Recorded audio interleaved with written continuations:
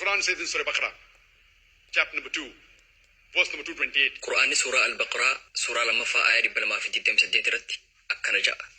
Akkuma dhiirri dubartii irraa haqa qabutti dubartiinis karaa beekamaa ta'een dhiira irraa haqa qabdi. Dhiirri dubartii irra sadarkaa qaba.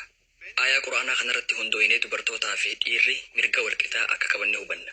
Bakki isaan itti adda ta'an hoggansa irratti Qur'aanni ifatti akkuma dhiirri haqa irraa qabutti dubartiinis karaa beekamaa ta'een dhiira irraa haqa qabdii ja'a. Garuu dhiirri dubartii irraa sadarkaa qaba. Dubartiinis karaa beekamaa ta'een dhiira irraa haqa qabdi.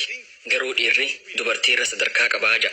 Musliimoonni hedduun hima xumuraa kan garuu dhiirri dubartii irra sadarkaa qaba jedhu karaa dogongoraatiin hubatanii dhiirri dubartii ni caala yaada jedhu fudhatan.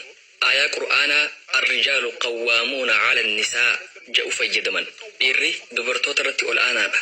Dubbii tana Rabbiitu dubbate. Dhiirri sadarkaan ni caala. Kanaafuu dhiirri dubartii irra caalaa ja'an.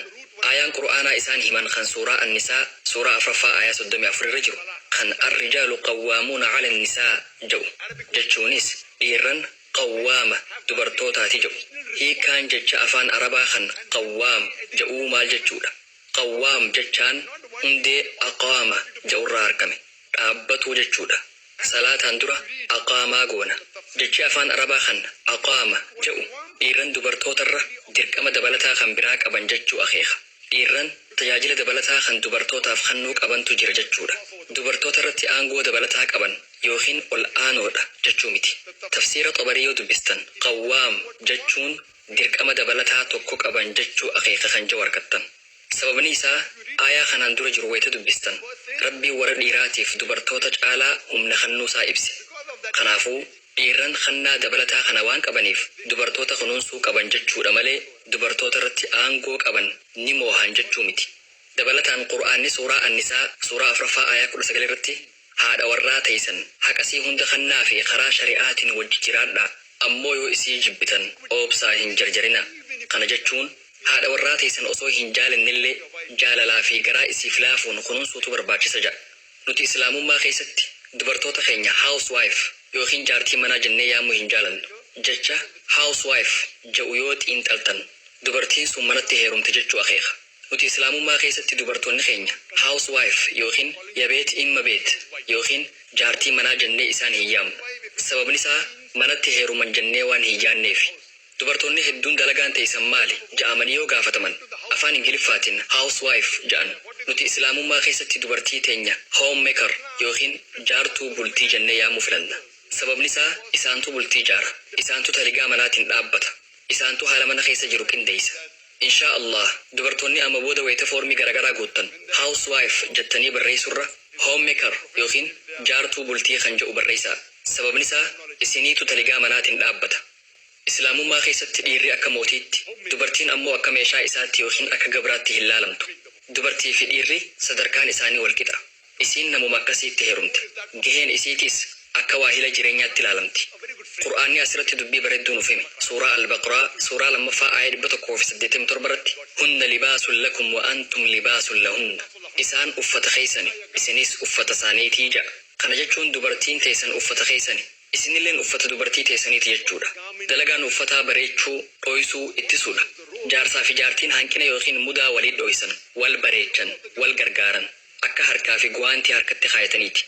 To conceal, to protect the husband and wife, they conceal each other's faults.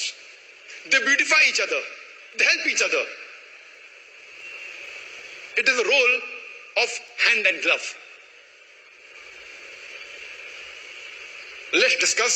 Amma ammoo waa'ee mirga haawwan islaamummaa keessatti qaban laalla. Mirgi isaanii maal akka fakkaatu dubbanna. Rabbiin Qur'aana keessatti suuraa al-Israa suuraa 17 ayaa 23 hanga 24 irratti Rabbiin kee gabroottan isaa isa malee waan biraa akka hin gabbarre ajajee jira. Ammallee Rabbiin haadhaa fi abbaatti tola ooluu ajaje. Yoo osoo ati lubbuun jirtuu tokkoon isaanii yoo waalachuu dullooman isaaniin hin je'in isaaniinis hin lolin jecha bareedaa isaaniin je'i. Haadhaa fi abbaa keetiif goflaa yookiin kooluu laafinsaa gad qabi. Akka gaafa anaa xiqqaa rahmatanaaf godhanii na guddisanitti yaa Rabbi rahmata godhiif je'ee kadhuuf ja'a. Jecha Rabbii guddaa kanarraa wanni hubannu. Eega Rabbi gabbartaniin booda dalagaan itti aantu haadhaa fi abbaatti tola ooluudha. Tokkoon isaanii yookiin lameen yoo dulloomanii gargaarsa teessan qajeelan isaaniin hin je'inaa. Kabajaan isaan dubbisaa. kooluu teeysan talaafiinsaa isaaniif gad qabaa. Akkuma isaan gaafan ijoollee nu qananiisanitti yaa Rabbi rahmata isaaniif godhi. Isaan kunuunsi. Isaan qananiisi ja'aa hadhaa fi ja'a Rabbiin nuun. Qur'aanni suuraa An'aam suuraa 6ffaa ayaa 151 irratti akkasumas suuraa Ankabuut suuraa 29ffaa ayaa 8 irratti akkana jedha. Wabil waalidayni ihsaanaa. Ilma namaatiif haadhaa fi abbaatti tola ooluu dhaamnee jirra. Qur'aanni dhaamsuma wal fakkaataa suuraa Luqmaan suuraa 31ffaa ayaa 14 irratti suuraa Al-Ahqaaf suuraa 46ffaa ayaa 15 irratti irra deebi'ee nuuf hime. Ilma namaatiif haadhaa fi abbaatti tola ooluu dhaamnee jirraa jedhe. Aayaan itti fufuun keessattuu haadhaaf ja'a. Qur'aanni suuraa Annisaa suuraa 4ffaa ayaa 1 irratti gadaameessa si baadhate kabaji ja'a. Ergamaan Rabbii jaalatamaan Nabi Muhammad sallallahu alaihi wasallam hadiisa hedduu keessatti nuuf dhaaman. Sunana Annasa'ii kitaaba jihaadaa boqonnaa 6 hadiisa 3106 irratti ergamaan Rabbii sallallahu alaihi wasallam jannanni faana haadha teessanii jala jiraa ja'an. Kana jechuun haati tiyya wayita karaara deemtu balfa garagaraa keessa yoo deemtees balfisan jannata taha jechuu miti. Wayita Nabii sallallahu alaihi wasallam jannanni faana haadha teessanii jala jira ja'an wanni isaan nuuf dhaamuu barbaadan yoo haadha teessan jaalattan yoo haadha teessan kabajjan yoo haadha teessaniif ajajamtan yoo haadha teessanitti tola ooltan inshaa Allah jannata seentan jechuu isaaniiti.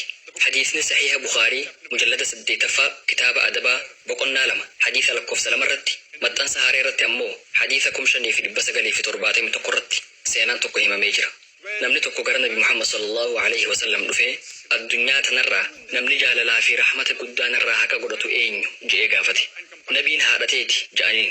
Namtichi irra deebi'ee achi booda hoo je'ee gaafate. Nabiin haadha teeti ja'aniin. Namtichitti fufuun achi booda hoo je'ee gaafate. Nabiin haadha teeti ja'aniin. Namichi ammaas achi booda hoo je'ee gaafate. Yeroo tanatti Nabiin sallallahu alaihi wasallam abbaa keeti ja'aniin. Kana jechuun jaalalaa fi rahmanni kee dhibbeentaa 75 haadhaaf kennama jechuudha.